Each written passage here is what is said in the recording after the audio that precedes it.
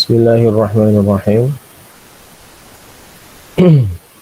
Alhamdulillahirrabbilalamin. Wassalatu wassalamu ala asyrafil anbiya'i wal mursalin Sayyidina wa maulana Muhammadin wa ala alihi wa sahbihi ajma'in. Rabbi syrah li sadri wa yassir li amri wa hlul 'uqdatam min lisani yafqahu qawli. Rabbi zidni ilman nafi'a warzuqni fahma. Amma ba'du. Teman-temanku sekalian, jamaah pengajian virtual fikih puasa yang pada malam hari ini akan kita pelajari.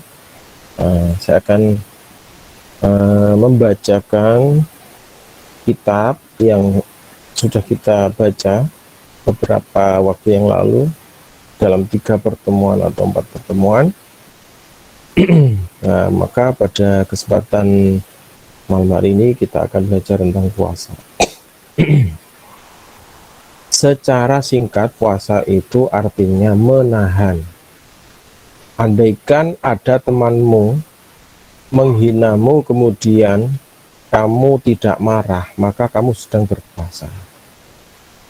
Andaikan ada orang yang marah kepadamu dan kamu tidak menjawab, maka kamu sedang berpuasa.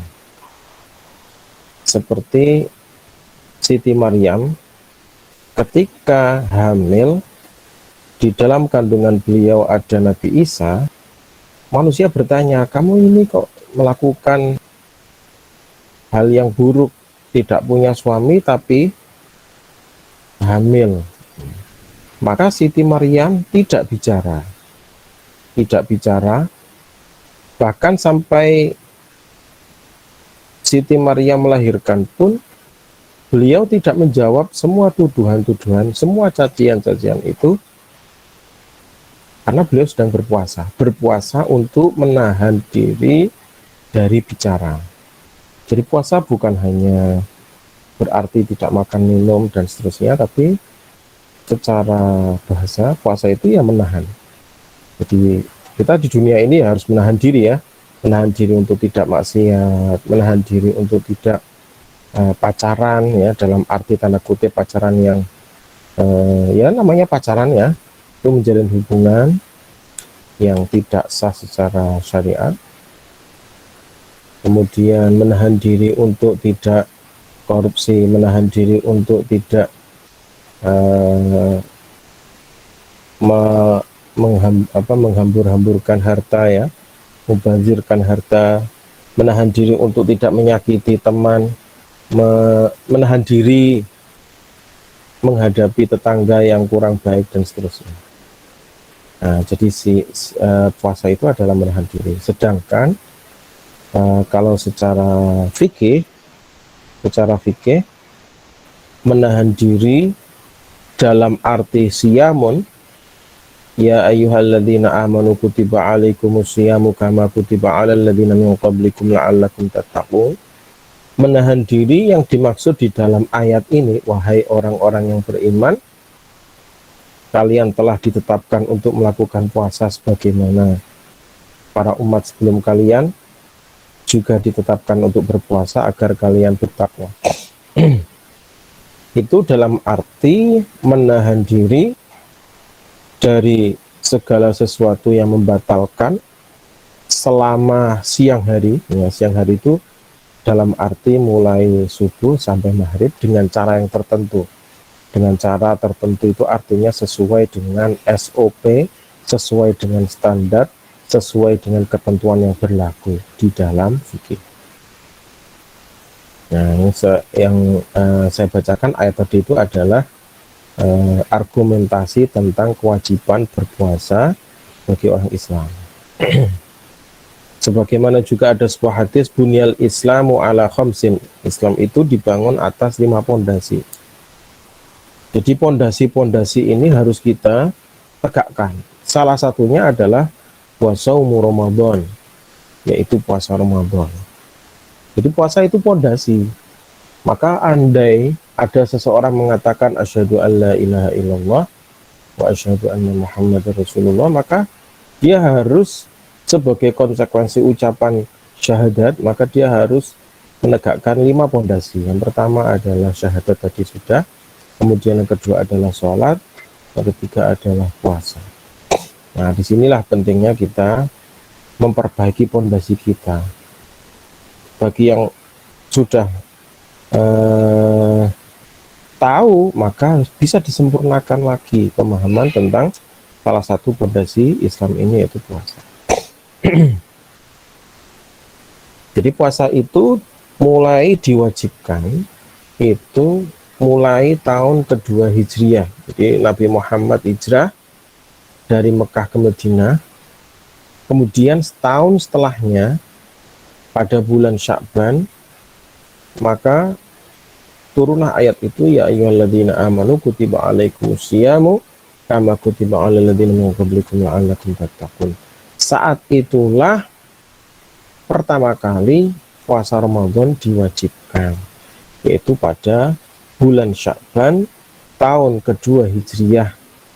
Nah, karena diwajibkan di bulan Ramadan dan di dalam bulan Ramadan itu ada puasa, ada Quran, ya, ada Quran, di mana Quran diturunkan pertama kali pada bulan Ramadan, maka Ramadan menjadi pimpinan dari bulan, pimpinan dari bulan. Kalau kalian sudah menghafalkan ada 12 bulan Hijriah, Musaroro, Jumjum, Rosa, Rosa, Zuzul, Muharram, Sofar, Rejab, Sa'ban, Musaroro, Rabiul Awal, Rabiul Akhir, Jumadil Awal, Jumadil Akhir, Rejab, Sa'ban, Ramadan, Syawal, Dzulqa'dah, Dzulhijjah. Maka Ramadan adalah bulan ke-9. Ya, Ramadan itu adalah bulan ke-9 yang merupakan bulan yang terbaik, bulan yang termulia, karena ada sesuatu yang mulia, sesuatu yang agung, yaitu Al-Quran yang diturunkan pertama kali pada bulan Ramadan. Kapankah kita puasa bulan Ramadan? Kita berpuasa bulan Ramadan ketika yang pertama, ketika bulan Sya'ban itu sudah genap 30 hari. Jadi bulan Hijriah itu hanya ada 2 opsi, hanya 29 atau 30, 30 atau 29. Kalau bulan Sya'ban itu sudah mencapai 30 hari, maka saat itulah mau nggak mau pastinya 1 Ramadan. Nah, pasti tidak perlu ru'yah kalau sudah, tidak perlu melihat bulan, ya, kalau sudah 30 Sya'ban. Atau karena ada seorang muslim atau 2 orang muslim yang adil dalam arti dia tidak maksiat yang besar, tidak melakukan maksiat kecil yang secara terus menerus, ya, bisa diterima kesaksiannya, dia menyaksikan hilal, kemudian bersaksi dan bersumpah di depan hakim, ya. Maka ketika ada orang yang melihat hilal pada tanggal 29 Sya'ban, tanggal 29 Sya'ban, maka malamnya itu bisa diputuskan bahwa saat itulah tanggal 1 Ramadan. Kenapa harus melihat hilal? Karena tanggal Hijriah itu dimulai dengan munculnya hilal. Jadi hilal itu akan selalu bersama tanggal. Ketika muncul, maka tanggal 1. Ketika hilang, berarti dia akan berganti dengan tanggal yang baru. Jadi selalu tanggal 1 bulan Hijriah itu pasti bulan baru muncul, pasti bulan baru muncul. Jadi kalau sudah ada yang menyaksikan,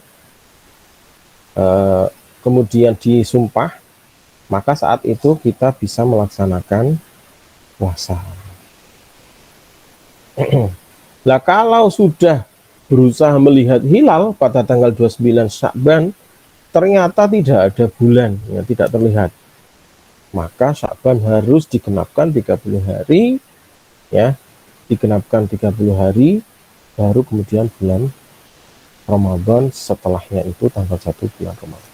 Tanggal 29 Ramadan nanti juga harus ru'yah lagi, melihat apakah sudah kelihatan bulan. Kalau sudah kelihatan bulan, berarti Ramadan hanya 29 hari, malamnya itu sudah malam hari raya, tanggal 1 Idul Fitri, tanggal 1 Idul Fitri.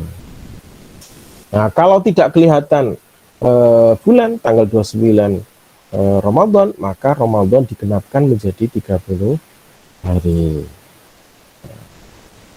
Setelah itu kemudian baru tanggal 1 Idul Fitri atau 1 Syawal. Nah, misalnya kenapa nggak bisa lihat hilal Pak ya? Bisa jadi karena kabut, bisa jadi karena awan, ya mendung yang sangat tebal sehingga yang namanya bulan itu ya ketutup, ya nggak kelihatan. Ini berdasarkan sebuah hadis, idza ra'aitumuhu fasumu, ketika kalian melihat hilal maka berpuasalah. Dan ketika kalian melihat hilal, ya, ketika kamu melihat hilal pada bulan Sya'ban, maka berpuasalah pada pagi harinya. Ketika kamu melihat hilal pada bulan Ramadan, maka berbukalah karena malam itu adalah hari raya. Ketika kalian tertutup oleh mendung, maka kira-kirakanlah atau maka tentukanlah menjadi 30 hari dalam bulan itu, hingga bulan menjadi sempurna 30 hari. Nah, sekarang bumi itu kan bulat ya, bumi itu bulat.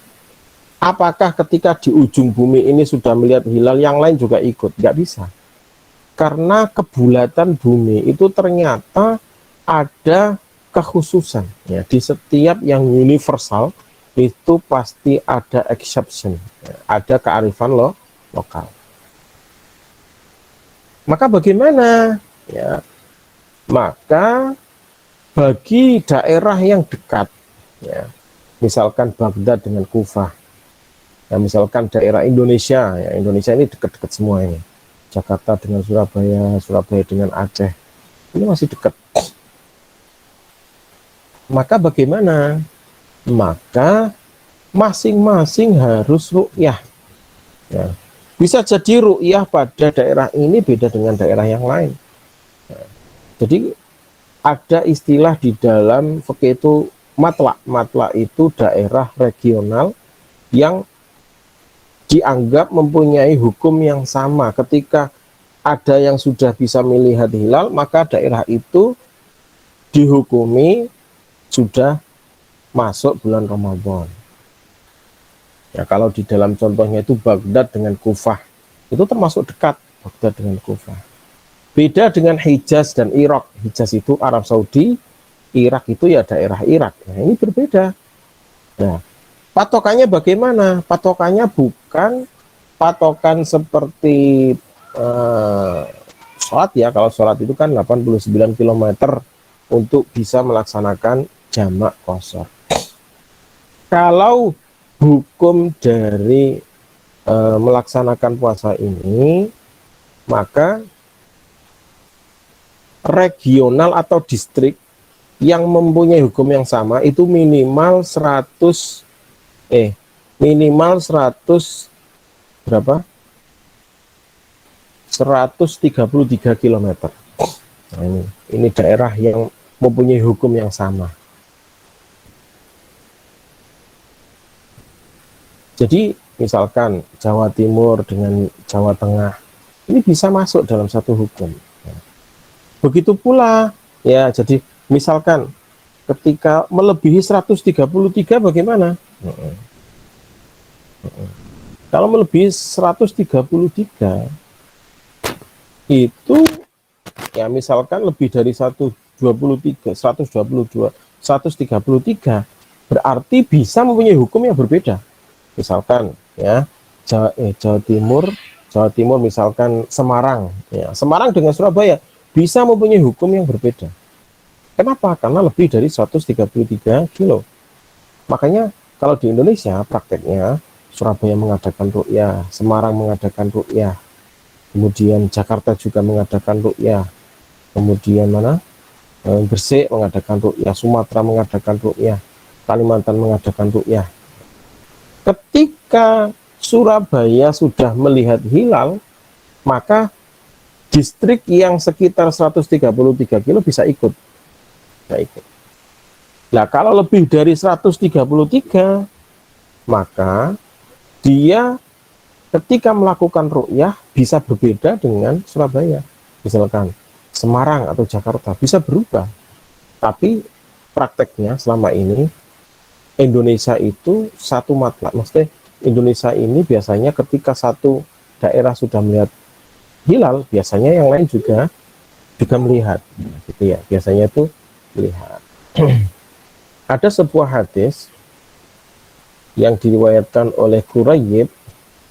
Quraib mengatakan, aku melihat hilal di Suriah. Lalu aku datang ke Madinah. Suriah ya, Syria itu dengan Saudi itu kan jauh ya. Itu berbeda matlak itu.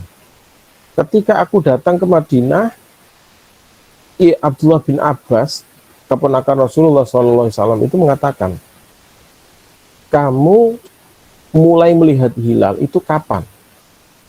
Lalu Quraib mengatakan, aku melihat malam Jumat. Terus tanya sama Ibnu Abbas, apa kau melihat sendiri? Iya, saya melihat sendiri, kata Quraib. Dan manusia juga melihat. Akhirnya mereka juga puasa. Bahkan Muawiyah yang saat itu menjadi gubernur saat itu menjadi gubernur ya, bisa jadi apa? Bukan gubernur, bahkan sudah menjadi khalifah ya, pengganti dari Ali bin Abi Thalib.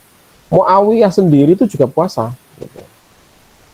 Kemudian Abdullah bin Abbas mengatakan saat di Madinah, tetapi kami di Madinah ini melihat hilal pada malam Sabtu. Loh, beda kan?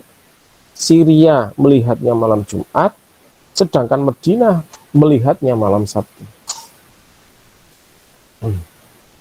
Sehingga kami yang di Madinah ini masih tetap berpuasa. Sehingga kami menyelesaikan hitungan sesuai dengan awal kami puasa.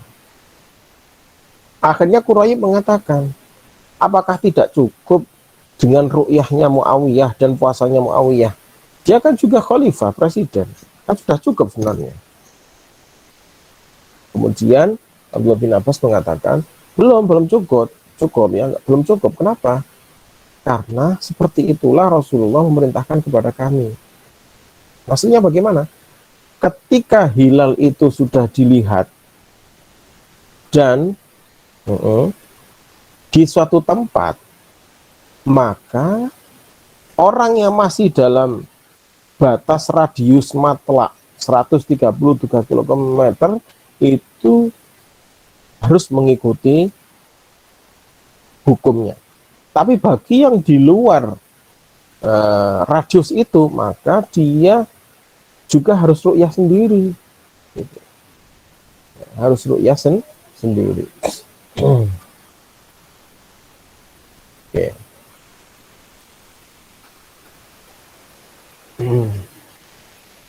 Jika ada orang ya dari Indonesia naik pesawat ya, misalkan naik pesawat, misalkan puasanya Indonesia itu lebih dulu. Dalam hitungan di Indonesia, dia hari ini itu sudah hari raya. Ya, dia sudah berpuasa 30 hari misalkan. Kemudian pergi ke Jepang misalkan, atau ke Amerika misalkan. Ternyata di Amerika itu baru 29 dan mereka pakai ruyah juga dan puasanya terlambat. Maka bagaimana? Apakah kita bagaimana kita itu ikut hitungan kita sendiri atau ikut hitungan mereka? Maka bagaimana? Maka kita harus mengikuti orang atau mengikuti daerah yang kita tempati. Kita harus mengikuti, misalkan mereka saat itu baru 29, padahal kita sudah 30, ya kita harus ikut puasa mereka sampai mereka selesai puasa.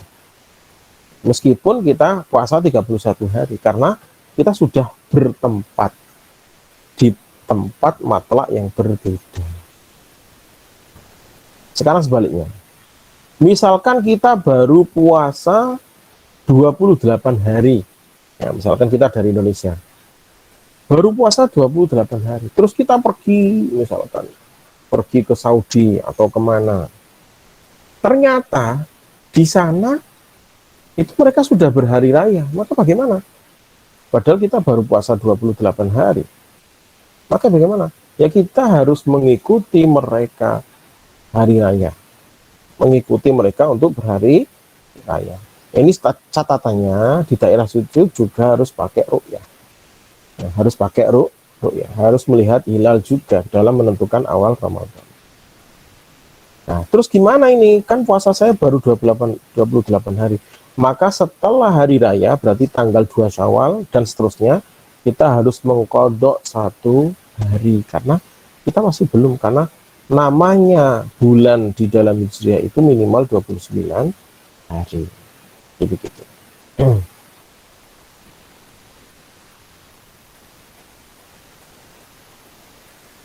Jadi kalau misalkan kita pergi kemanapun, maka kita harus mengikuti hukum tempat di mana kita berada. Disitulah kita harus mengikuti hukum yang berlaku. Sekarang siapa yang harus berpuasa?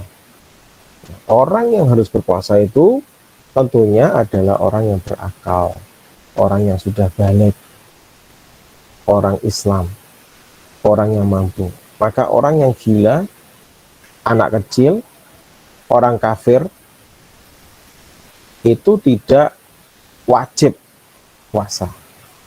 Orang kafir tidak wajib puasa, tetapi mereka wajib masuk Islam. Ya, ketika sudah masuk Islam, maka puasa itu wajib bagi dia.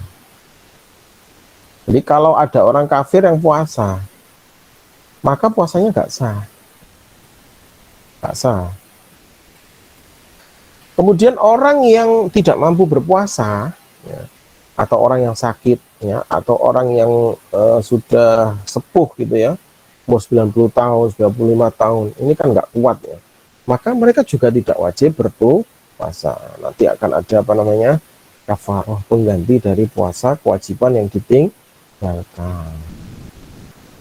Nah, bagi panjenengan kalian yang punya anak kecil, kapankah anak itu diajari berpuasa? Nah, anak diajari berpuasa itu mulai semenjak umur 7 tahun, kelas 1 SD. Nah, ini sudah diajari berpuasa secara bertahap. Mulai puasa zuhur dulu. Nah, setelah berbuka pada waktu zuhur, puasa lagi ya sampai maghrib, sampai benar-benar dia bisa puasa maghrib secara sempurna. Nah, kalau sudah umur 10 tahun, ya, anak yang sudah umur 10 tahun kok belum mau berpuasa, maka dia boleh dipukul pukulan yang memberi pendidikan, bukan pukulan yang menyakitkan atau pukulan yang melukai. Jerit. Intinya bagaimana dia mau berpuasa. Ini kalau dia memang benar-benar sudah mampu, sebenarnya sudah mampu umur 10 tahun tapi tidak mau berpuasa, maka boleh dihukum. Sekarang arkanus shaum, rukun dari puasa itu apa? Yang pertama, harus ada orang yang berpuasa, harus ada. Ya, kalau nggak ada manusianya gimana? Harus ada manusianya. Yang kedua, harus niat. Harus niat. Yang ketiga, harus menahan dari segala sesuatu yang membatalkan. Nah, ini kalau dalam kitab Kifayatul Akhyar yang ditulis oleh Taqiyuddin Al-Hasni, kewajiban atau rukun berpuasa itu ada 5.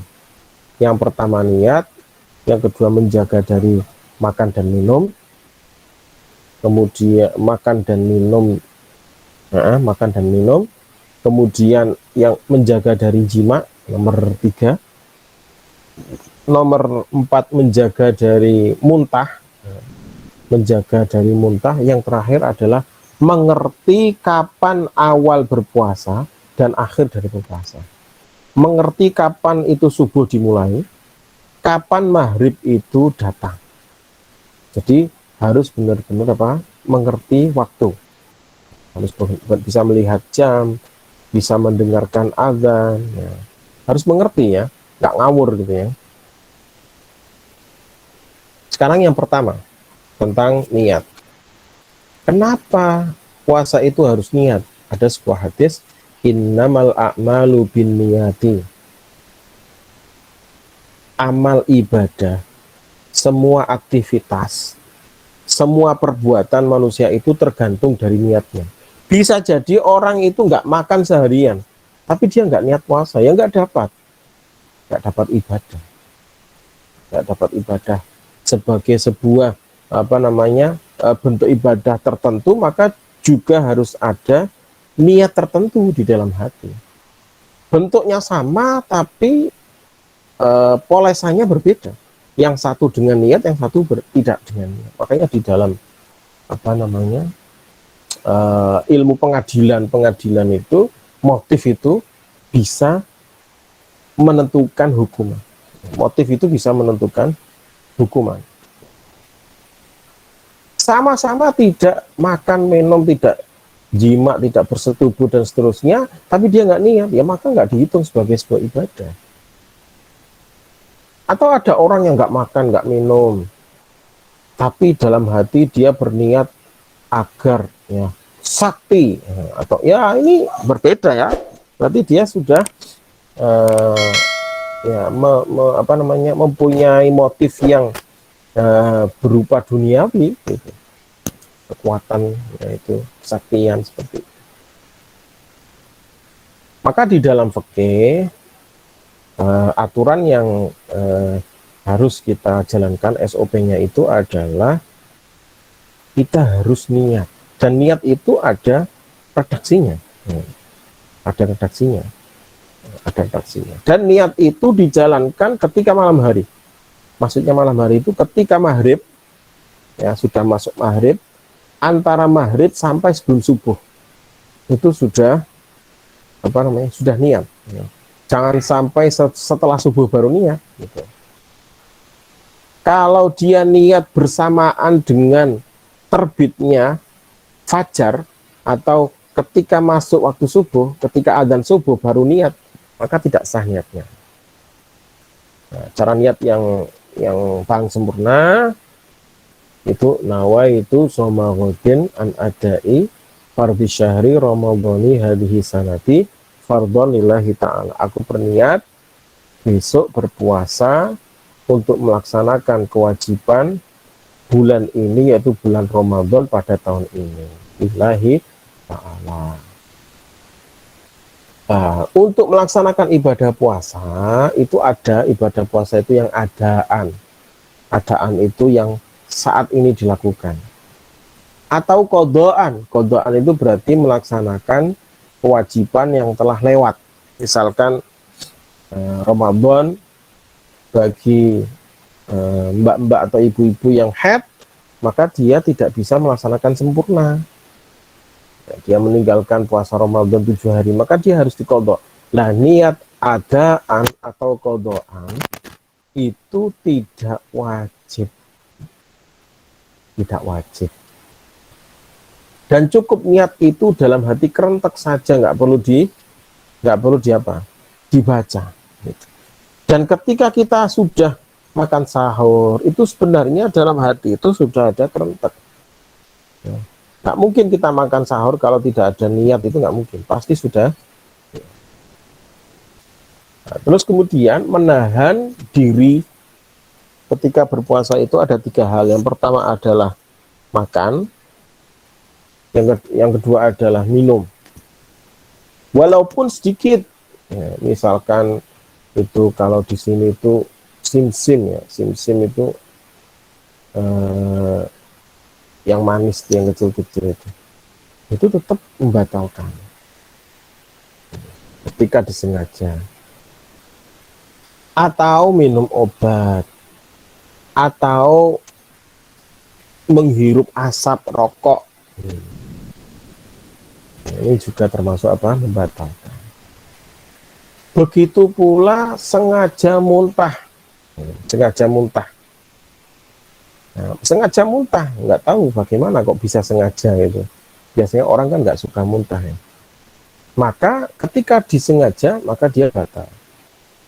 Adapun bagi yang tidak sengaja, ya karena sakit atau karena mabuk perjalanan, sehingga dia mau nggak bisa nahan untuk tidak muntah, akhirnya dia muntah. Ada sebuah hadis, man dara'ahul qai'u wa huwa shaimun falaisa alaihi qadha wa man istaqa'a falyaqdi. Barang siapa yang tidak bisa menahan muntah padahal dia puasa, maka dia nggak perlu ngodok. Tetapi barang siapa yang sengaja muntah, maka hendaklah dia mengkodok.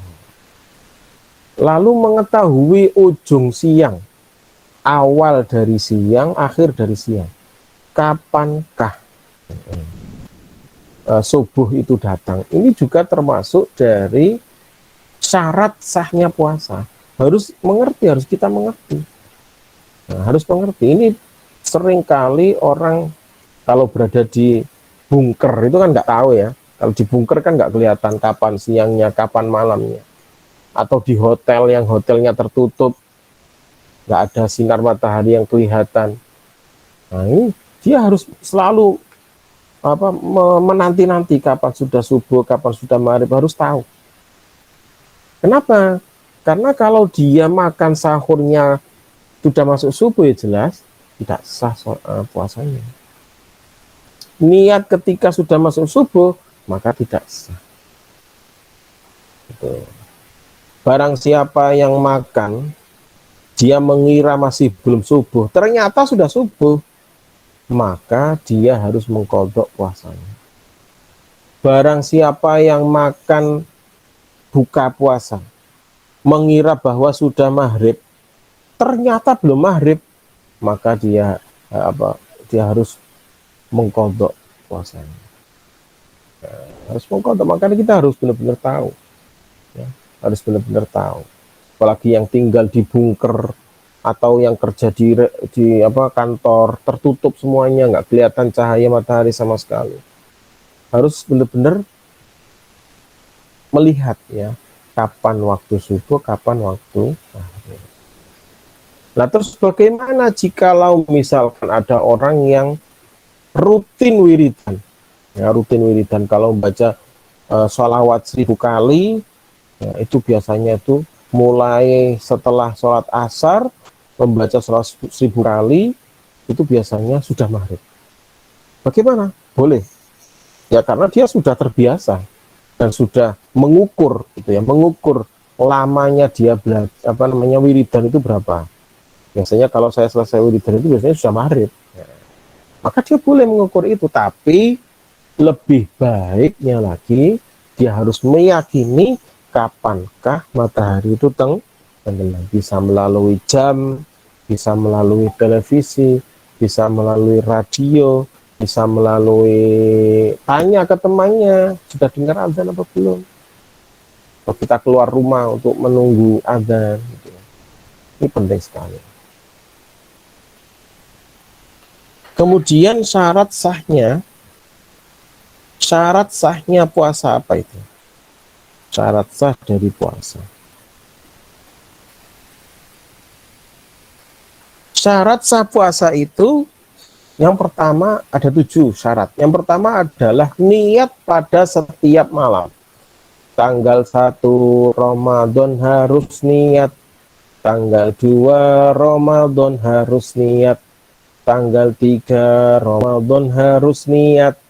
Tanggal 5 Ramadan harus niat. Sampai terakhir tiap hari harus niat. Tiap hari harus niat. Dan niatnya itu harus pada malam hari. Nah, ini puasa wajib.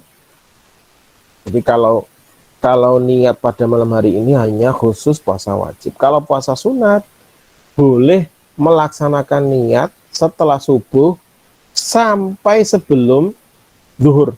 Nah, jadi jangan sampai melebihi zuhur. Kalau sebelum zuhur masih boleh, selama belum makan, minum, dan belum ada satupun yang masuk ke dalam perutnya. Nah, ada sebuah hadis bahwa Siti Aisyah Ya, ada Rasulullah SAW berkata kepada Siti Aisyah,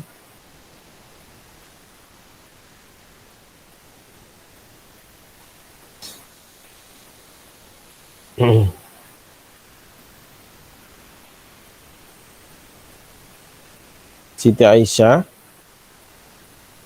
uh, dikatakan Rasulullah SAW mengatakan kepada Siti Aisyah, ditanya, wahai Aisyah, apakah kamu punya makanan?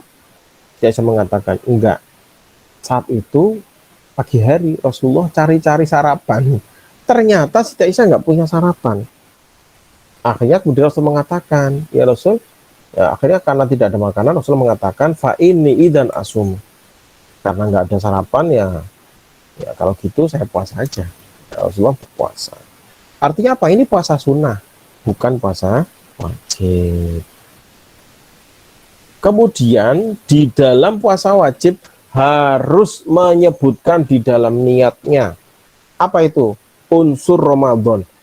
Aku puasa Ramadan. Karena puasa itu umum. Ada puasa Senin Kemis, ada puasa kafarat, ada puasa nazar. Maka harus sesuatu yang khusus harus dikhususkan. Harus menyebutkan nawa itu soma godin an adai fardis Ramadan.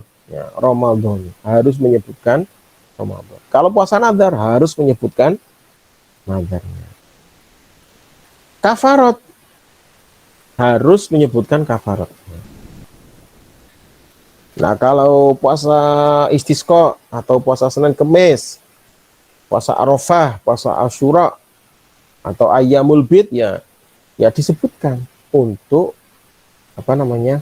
Mentakyin. Mentakyin itu apa? Mentakyin itu mendeskripsikan bahwa puasa saya itu untuk ini, bukan untuk yang lain. Gitu ya. Dan ini juga menentukan pahala. Jadi pahala itu tergantung dari ini ya, innamal a'malu binniyat. Kualitas amal itu tergantung dari niat.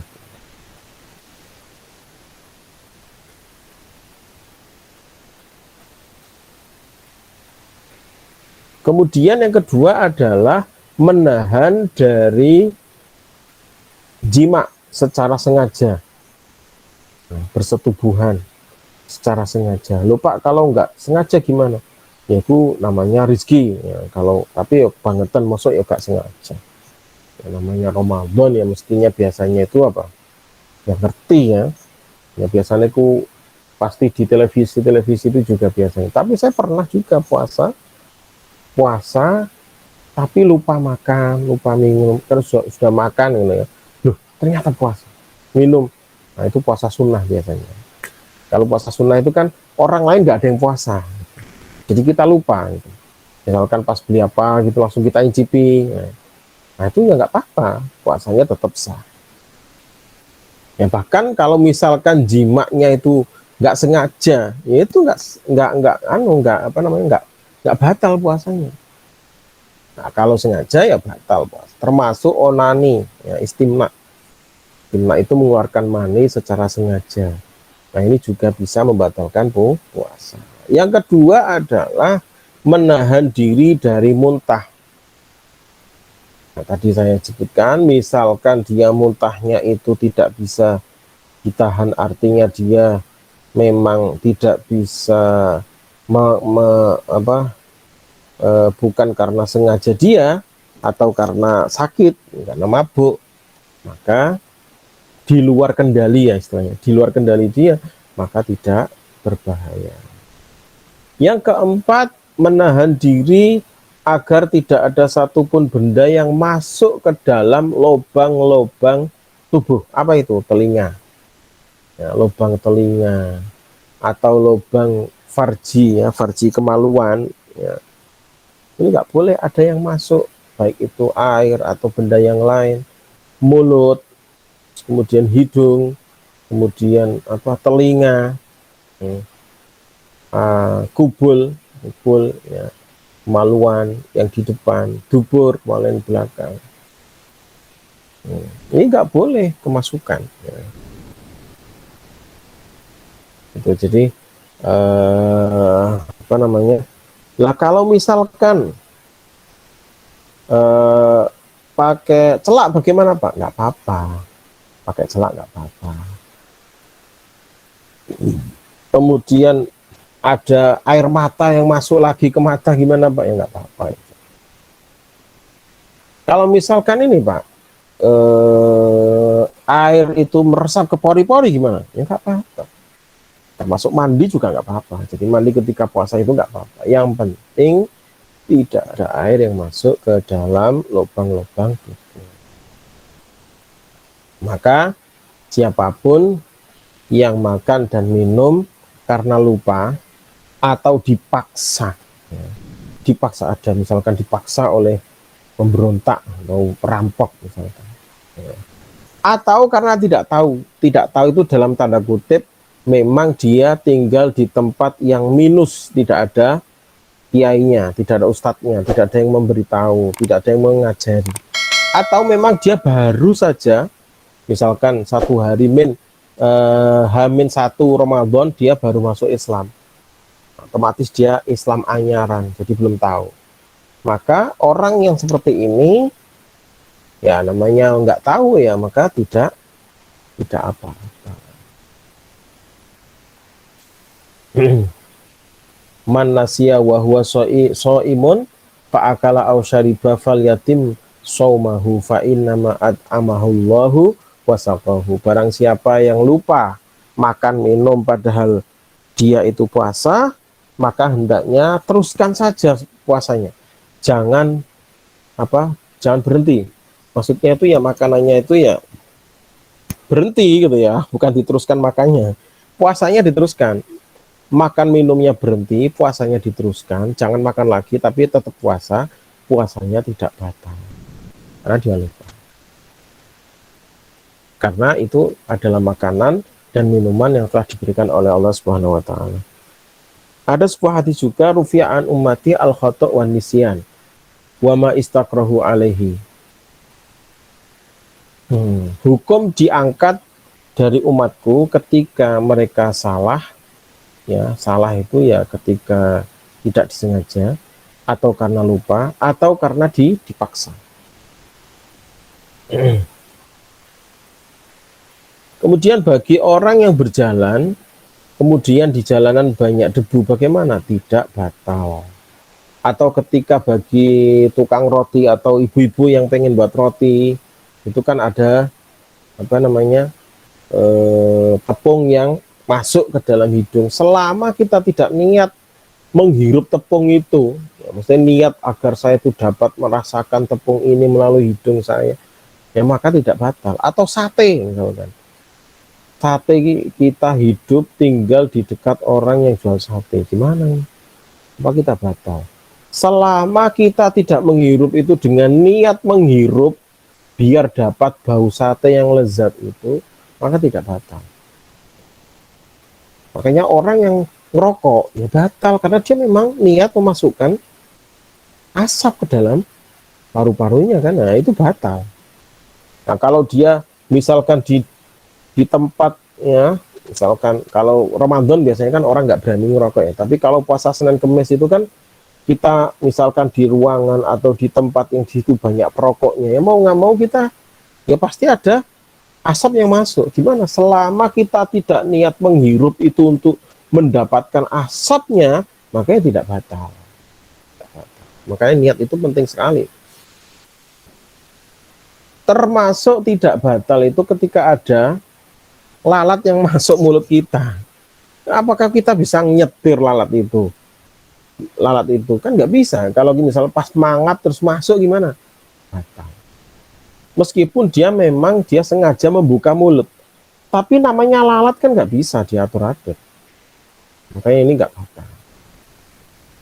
Dan juga sulit untuk menghindari. Kalau misalkan di daerah kamu kok banyak lalatnya, ya kalau kemasukan alat ya nggak batal. Ya. Kemudian ludah gimana? Ludah yang muncul dari mulut yang masih murni belum kecampuran apa-apa itu tidak membatalkan puasa. Ya, tidak membatalkan puasa meskipun ditelan. Meskipun sudah masuk ke mulutnya. Ya namanya manusia pasti keluar, ludahnya pasti keluar, nggak mungkin. Orang kalau ludahnya kalau nggak ditelan gimana, pasti ya tenggorokannya ya kering kan, bahaya gitu. Kemudian kalau misalkan apa namanya, riak, riak itu apa ya? Dahak, dahak bagaimana? Kalau dahak, kalau dahak, maka selama dahaknya itu sudah di mulut, maka harus dibuang. Selama bisa dibuang, maka dibuang. Tapi kalau masih di dalam, masih di tenggorokan, belum keluar, maka nggak apa-apa dimasukkan lagi. Tapi kalau bisa dikeluarkan saja. Kalau bisa dikeluarkan. Kemudian kalau kita wudhu, ya ketika wudhu berkumur, gitu ya, berkumur atau istinsyak. Istinsyak itu apa? Memasukkan air ke dalam hidung. Maka hendaknya jangan terlalu kuat, ya. Berkumurnya jangan terlalu kuat, menghisapnya juga jangan terlalu kuat. Kenapa? Kalau terlalu kuat, ya, berlebih-lebihan di dalam berkumur, kok ada air yang masuk, maka bisa membatalkan puasa. Ya biasa-biasa aja, yang pelan-pelan aja kumurnya, ya jangan terlalu banyak. Habis berkumur terus kemudian dibuang, dikeluarkan sisa-sisa airnya. Kecuali kalau di dalam mulut ada najis, misalkan giginya keluar darah, maka bagaimana? Maka tidak boleh, jangan sampai ada yang tertelan karena ada sesuatu yang lain di dalam mulut. Jadi meskipun kumurnya itu biasa-biasa, tidak diperkuat, tapi kalau ada najis di mulut kok tertelan, maka batal puasa.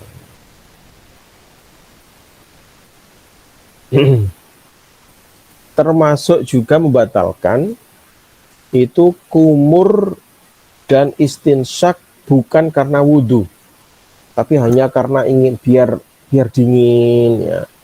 Atau pada wudhu tapi sudah keempat kalinya, ya, wudhu itu kan yang disyaratkan hanya 3 kali. Kalau sampai 4 kali dan ternyata ada air yang masuk ketika berkumur atau istinsyak, maka puasanya batal meskipun tidak berlebih-lebihan di dalam kumur atau wudhu tersebut, karena memang tidak diperintahkan. Yang diperintahkan itu hanya 3 kali dan tidak terlalu kuat.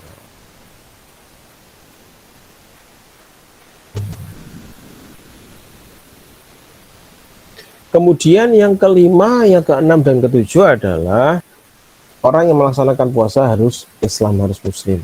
Yang kedua adalah harus suci dari haid dan nifas. Jadi harus suci, tidak boleh orang kalau haid dan nifas itu berpuasa. Yang ketiga adalah harus dominan normal akalnya. Artinya dia tidak mengalami gangguan kesehatan akal atau mengalami kegilaan di sebagian besar siangnya, termasuk juga haid dan nifas,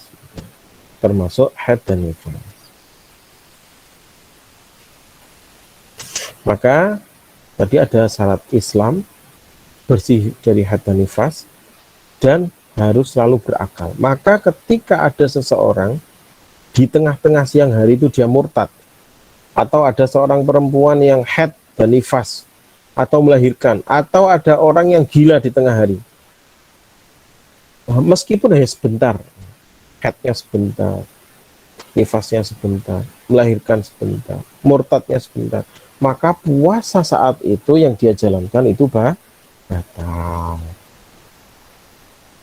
Nah, bagi orang yang ayan, bagaimana? Orang yang ayan dan juga mabuk yang bukan karena, ya, mabuk yang tidak biasa, ya, atau yang tidak dianggap mabuk yang karena sesuatu yang disengaja. Misalkan ada orang ayan, terus kemudian di tengah-tengah hari dia siuman, sadar. Nah, maka bagaimana? Maka dia tetap bisa melanjutkan puasa, tidak batal puasa. Nah, kemudian ada beberapa hari-hari yang haram untuk berpuasa. Apa itu? Yang pertama, hari raya Idul Fitri, Idul Adha itu haram berpuasa. Ayyamut tasyrik. Ayyamut tasyrik itu tanggal 11, 12, 13 Zulhijjah atau 3 hari setelah hari Idul Adha. Termasuk setelah nisfu Sya'ban. Jadi ini baru tanggal 2 ya. Tanggal 2 Sya'ban. Nanti ketika tanggal 16 Sya'ban sampai sebelum puasa atau sebelum Ramadan itu haram berpuasa bagi orang yang tidak biasa puasa. Pastinya bagi orang yang tidak biasa puasa itu bagaimana? Ada orang yang istiqomah puasa Senin Kemis. Nah, misalkan hari Senin besok ini puasa, Kemis puasa. Nanti setelah tanggal 16 Sya'ban bagaimana? Orang yang sudah biasa Senin Kemis ini boleh tetap berpuasa karena dia punya kebiasaan. Ya, kalau orang yang tidak pernah puasa Senin Kemis, kemudian ketika sudah masuk nisfu Sya'ban, maka bagaimana? Maka dia tidak boleh, haram untuk berpuasa. Haram untuk berpuasa. Itu. Jadi nanti kalau sudah nisfu Sya'ban, mending tidak perlu puasa bagi yang tidak biasa puasa. Tapi ada yang orang puasa Daud. Puasa Daud itu puasa sehari, buka sehari, puasa sehari, buka sehari. Ini nggak apa-apa meneruskan puasa meskipun masuk nisfu Sya'ban. Atau orang sudah biasa Senin Kemis. Ada orang puasa itu puasa dahr atau puasa setahun. Jadi puasa terus, nggak pernah